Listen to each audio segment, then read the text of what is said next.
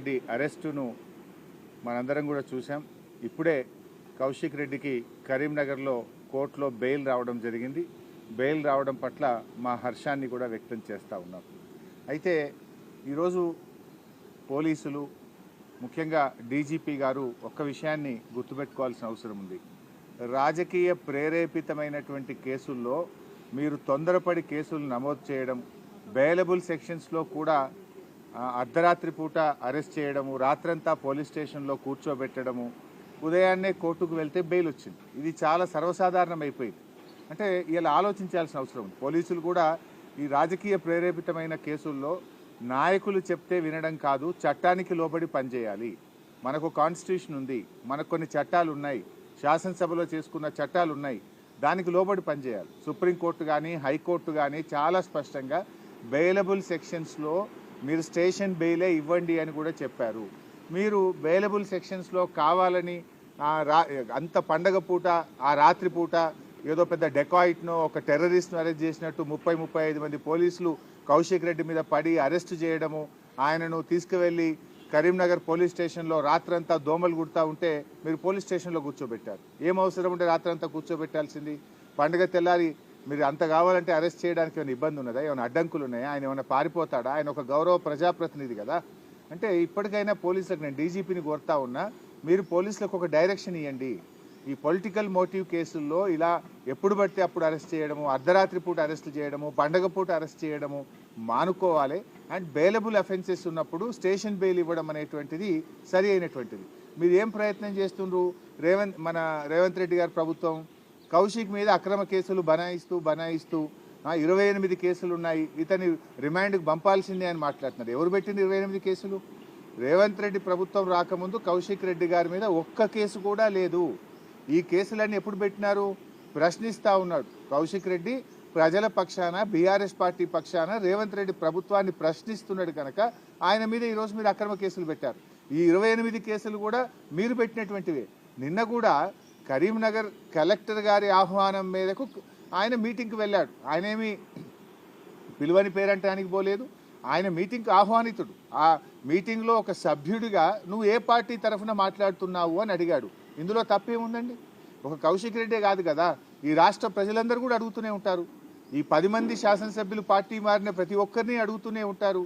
ఇప్పుడు ఆ మీటింగ్లో సంజయ్ గారు నేను బీఆర్ఎస్ పార్టీ బట్టలిపుతా అని మాట్లాడితే డెఫినెట్గా అడుగుతాడు కదా, నువ్వు గెలిచిందే బీఆర్ఎస్ పార్టీ మీద, నువ్వు బీఆర్ఎస్ పార్టీ గుర్తు మీద, కారు గుర్తు మీద కేసీఆర్ గారు బొమ్మ పెట్టుకొని గెలిచి బీఆర్ఎస్ పార్టీ బట్టలిపుతా అన్నప్పుడు నువ్వు ఏ పార్టీ తరఫున మాట్లాడుతున్నావు అని కౌశిక్ రెడ్డి అడగడంలో తప్పేముంది? ఇది కౌశిక్ రెడ్డి ఒక్కడే కాదు, రాష్ట్రంలో ప్రజలందరూ అడుగుతూ ఉంటారు. నిజంగా డెఫినెట్గా కౌశిక్ రెడ్డి ప్రశ్నించడంలో తప్పు లేదు. అంత మాత్రాన ప్రశ్నిస్తే 3 కేసులు పెట్టారా? ఒక సంఘటన మీద, ఒక ఇష్యూ మీద 3 డిఫరెంట్ ఫిర్యాదులు ఇచ్చి 3 కేసులు నమోదు చేయడంలోనే మీ ఆతృత కనబడతా ఉంది, మీ యొక్క కక్ష సాధింపు చర్యలు కనబడతా ఉన్నాయి. ఒకే కేసులో 3 ఎఫ్ఐఆర్లు పెట్టి ఆ రాత్రిపూట అరెస్ట్ చేసి రాత్రంతా పోలీస్ స్టేషన్లో పెట్టడంలోనే ఇది కేవలం రేవంత్ రెడ్డి గారి ప్రోద్బలంతో, రాజకీయ ప్రేరేపితంగా, కుట్రతో ఒక్కరోజైనా కౌశిక్ రెడ్డిని జైల్లో పెట్టాలనేటువంటి ఒక పగ, ప్రతీకారంతో జరిగినటువంటి అరెస్టే తప్ప ఇంకోటి కాదు. ఇవాళ న్యాయస్థానాల మీద మాకు నమ్మకం ఉంది. న్యాయస్థానం కౌశిక్ రెడ్డి గారికి ఈరోజు బెయిల్ ఇవ్వడం చాలా సంతోషం. సో ఐ అపీల్ డీజీపీ గారు, ఇటువంటి చర్యలు ఇప్పటికైనా అర్ధరాత్రి పూట, పండగ పూట పోలీసులను కూడా ఇబ్బంది పెడుతున్నారు మీరు. పాపం పోలీసులు కూడా పండగ పూట కూడా వాళ్ళకి టెన్షన్లు పెట్టి పోలీసులను కూడా నిద్ర లేకుండా చేసి పోలీస్ వ్యవస్థను, మీ కింది స్థాయి పోలీస్ అధికారులను, ఉద్యోగులను కూడా మీరు ఇబ్బంది పెడతా ఉన్నారు. అంటే ఇది కేవలం ముఖ్యమంత్రి గారు చెప్పిండ్రనో, ప్రభుత్వ పెద్దలు చెప్పిండ్రనో ఈ రకంగా అరెస్టులు చేయడాన్ని మేము తీవ్రంగా ఖండిస్తూ ఉన్నాం.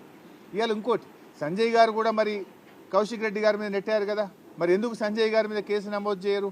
సుమోటో ఒక్క కౌశిక్ రెడ్డి గారి మీద ఎందుకు కేసు నమోదు చేస్తున్నారు అంటే స్పష్టంగా మీ పక్షపాత వైఖరి, ధోరణి అనేటువంటిది ఇలా స్పష్టంగా కనబడుతుంది. రేవంత్ రెడ్డి గారి ఏడాది పాలన పగ, ప్రతీకారంతోనే ముడిపడి ఉన్నది. ఇలా పోలీసులు చేయాల్సిన పని, రేవంత్ రెడ్డి గారు చేయాల్సిన పని, లా అండ్ ఆర్డర్ను ఈ రాష్ట్రంలో మీరు పని చేయించండి. అసలు పోలీసులు తమ పని తాము చేసుకోకుండా ప్రతిరోజు ఏదో ఒక నాయకుడి మీద, సోషల్ మీడియా యాక్టివిస్టుల మీద కేసులు పెట్టి అసలు లా అండ్ ఆర్డర్ గాలికి వదిలేసినారు. ఏం జరుగుతుంది? రాష్ట్రంలో 23% క్రైమ్ రేట్ పెరిగింది.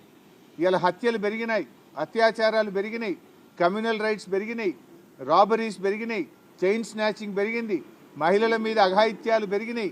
రాష్ట్రంలో ఏ జిల్లాలో చూసినా 23% లా అండ్ ఆర్డర్ పెరిగి హైదరాబాద్ ఎల్లో జోన్లోకి పోయింది. ఇంకా 4 రోజులు పోతే ఇదే పద్ధతి కొనసాగితే హైదరాబాద్ రెడ్ జోన్లోకి పోతుంది.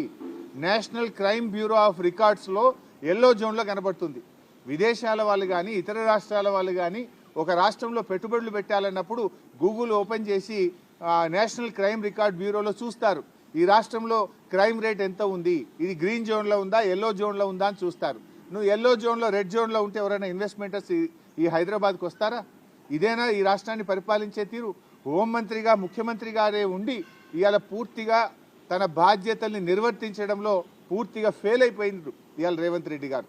సో ఇప్పటికైనా మానుకోండి, ఈ కక్షపూరిత రాజకీయాలు మానుకొని పరిపాలన మీద దృష్టి పెట్టాలని చెప్పి రేవంత్ రెడ్డి గారికి వారి ప్రభుత్వానికి హితవు పలుకుతా ఉన్నాం.